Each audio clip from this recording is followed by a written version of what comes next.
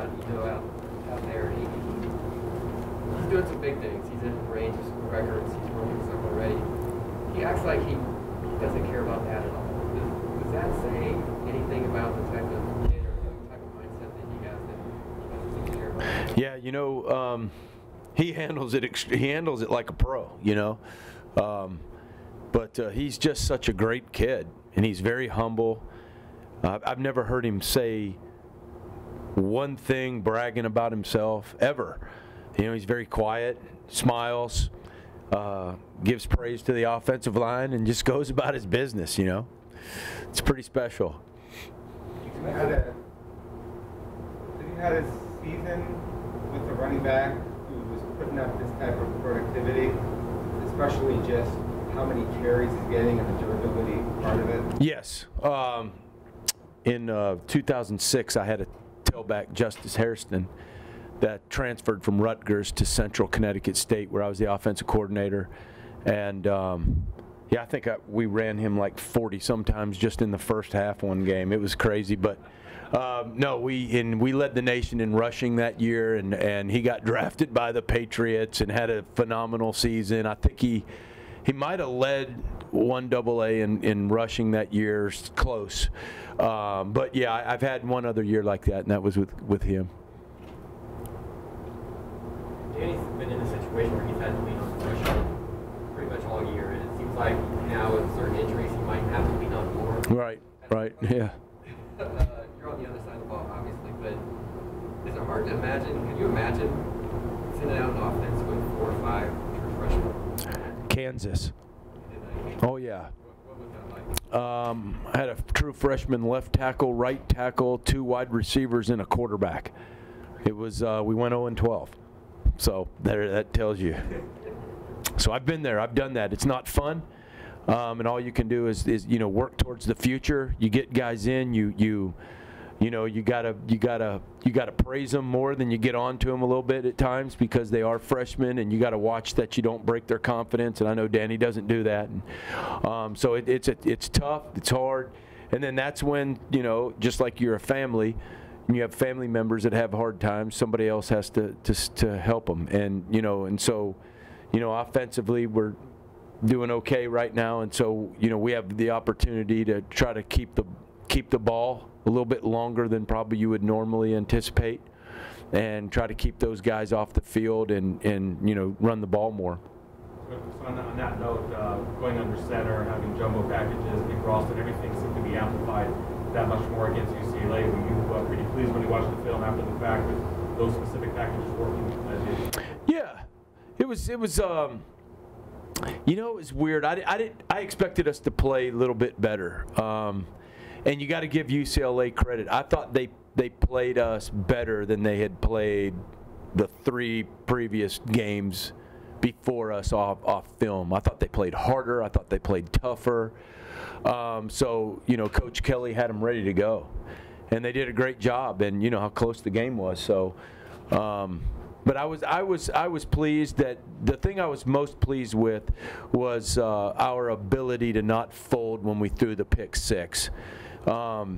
Because that kind of, it's a fork in the road with the team's character and maturity, and it looks like we took the right turn when that happened, and especially Manny, for him to go out and score take him on a scoring drive, just kind of like erase that, was huge. Probably won us the game, being able to go ahead and do that. So I was proud more so of how they handled the adversity in the game.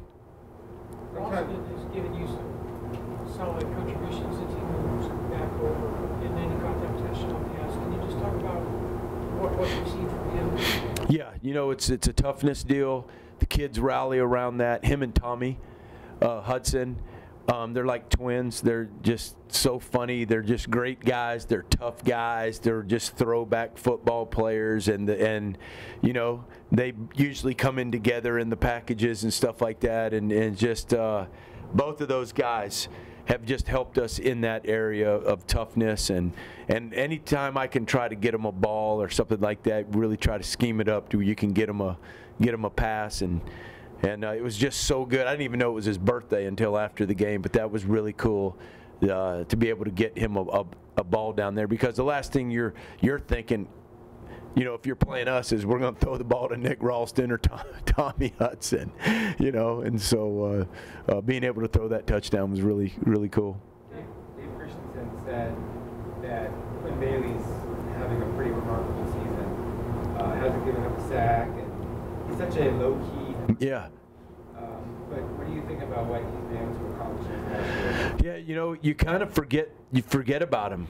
You know, it's the funniest thing, guys. After a game, you know, I've probably drank about 3 Red Bulls. I'm on my way down. I come in like a cyclone, you know, into the locker room after the game. And he's just sitting there taking his tape off. And I don't even think he smiled. I don't know. He just looks up at me and just acknowledges my existence for a little bit, and then he takes the tape off again. But I mean, that just describes him. This is how he is. I don't know if I've heard him really say a complete sentence yet since I've been here. I don't know if I have. And he just is really low-key and does his job, and he's tough, and you can get on to him, and he just looks at you and, like, got it, you know. Gotcha. And that's it, you know. And so guys like that are so reliable and they don't talk, you kind of forget about him. But, man, are we glad that he's here. He anchors that right side down now. Coach, how do you keep players level-headed with implications still on the line where you guys are in control of your own destiny? How do you not see too far ahead but understand what's at stake? Yeah, you know, you show them the film. You know, I had Manny and Nikhil in my office yesterday, and we were just talking. And just like, hey, man, this, and this. And they were like, yeah, I know. We can be so much better. We can do things so much better.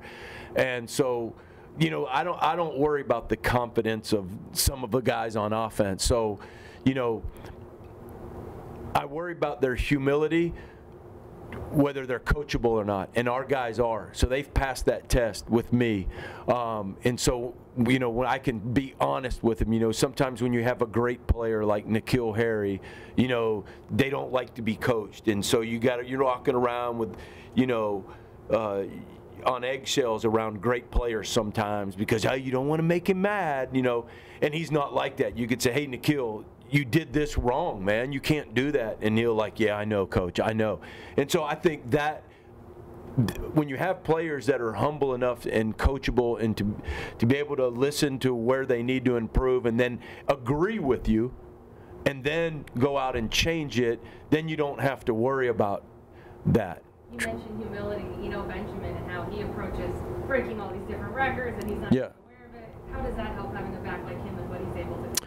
Well, first of all, I made fun of him yesterday because I don't really understand the record that he broke. So I find out after the game that, he broke, somebody said he broke the Pac-12 rushing record. Then I look and then, hold on now, there's like, and so I was messing with him yesterday. I said, so you broke a record that really is not a record, that's kind of a record, right? And he was just dug his head. So we have a way of keeping our players humble around here. But no, Eno is just like I said, he's so level-headed.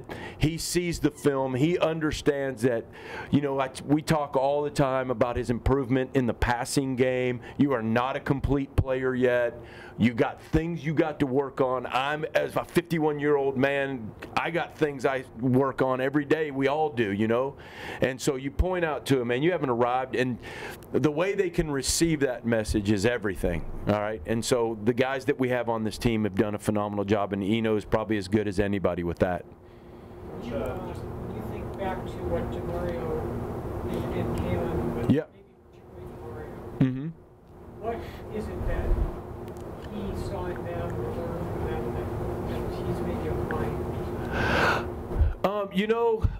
DeMario, they were so different, DeMario is just dang tough, man. And when he showed up at games, I wouldn't say that either one of those guys or even Eno yet were phenomenal practice players. All right, and But one thing about DeMario is on Saturday, man, I wouldn't want to tackle that guy. I wouldn't jump out in front of that dude, and he'll hurt you. And, you know, Eno's running style, it kind of depicts that a little bit, you know, of toughness and never go down. DeMario just feet never. I mean, it took a lot to get that dude down, and that's kind of how Eno runs the ball. But the thing I think that he got from Kalen is, you know, his in the open field, what he does in the open field. Kalen was a really fast, great athletic type guy. We throw swing routes to him, as you can see. We try to throw swing routes to Eno as much as we can, get him out in space. He's kind of a great mixture between those two guys, you know. Coach, just in your time with Manny Wilkins, Yes. what enjoyment have you gotten out of coaching him, and also just as kind of the season winds down? How meaningful is it for you that there's the implications that are there as he kind of finishes off this year? You know, I will remember this year is, you know, Manny trusts me. And to know where he came from, his background, his growing up, and the different people he's had in his life just here, it's very easy for that young man not to trust people. And I think he trusts me. I mean, you can ask him that question. That's the one thing that I'll take away from our relationship. Football means nothing to me compared to that. Just knowing that I was a part of his life and spoke into his life, and I've seen him take some things that I've told him and apply them to his life. And I mean, that means everything to me. I'm sorry, I didn't, the last part of the question, I was thinking about that, and I didn't hear the last part of your. I was just wondering, as kind of this season winds down, how meaningful is it that this season comes to a close with the implications that are there? Yes, no, I think that's just a great way, you know, way for him to end his career. He deserves to be in a position to have a chance at this late in the year to have that possibility. If there's anybody I've ever coached, that guy he deserves the chance to have what he has before him. You had a great quarterback and great wide receivers when you were at Cal. Mm-hmm. And here, you know, Manny's playing pretty well, pretty high level of quarterback. You've got a great wide receiver, and you've got one of the best running backs in the country. Is that trio of skill players like up there with any of the Oh yeah. similar trio that you've been around? Yeah, you know, the guys we had at Cal, we had a really good running back with Daniel Lasco. But Eno is really special. Eno's just really special. And so to have a guy like that, what it does is it creates a pretty good perfect storm for you on offense. You know, when you're able to run the ball, and then you have a big play receiver, and then you have a quarterback with experience who can check you in and out of bad looks on certain plays and have that experience. I mean, that's everything. You know, you want 11 of those guys, but very seldom do you ever have that in your career. But to have, because those are, like, you think about it, those are and center, right? That's a position not too many people think about, but look at the guys who touch the ball the most or the most. If those guys are your best players, you're going to be in good shape on offense. We got Cole Cabral at center. You know, you got Manny, you got Nikhil, and you got Eno. And those are the guys touching the ball most of the time. And it shows with our record. You're facing an Oregon team that's a little bit of a flunk, loses with 3 of the last 4. What do you see from them on defense on field that remind you of any team? Yeah, they remind me a lot of UCLA, their athleticism. You know, and you know, they got some really good athletes that were highly recruited kids, you know, that I know a lot of them, and they're very athletic. They get off blocks, and you know, they run to the football, which prevents you from having a lot of big plays, and so they kind of remind me of a UCLA USC defense kind of combined a little bit, because they got the players, they got the speed, they got the athleticism, you know, and they're going to be really tough. Coach, you said after the bye week that you guys wanted to make sure that you were better on third down. Now you won 3 straight since the bye game, and I think the offense has been a big part of it. How do you feel about how well the team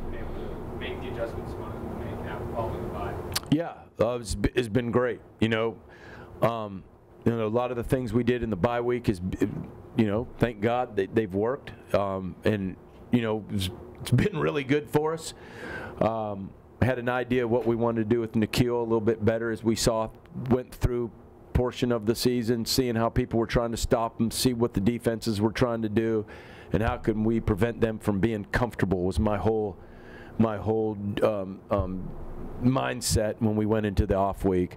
The last thing I want to do as a defense to go out there and feel comfortable. When I was at Cal, we lined up in 10 personnel almost every snap, 2x2, 3x1.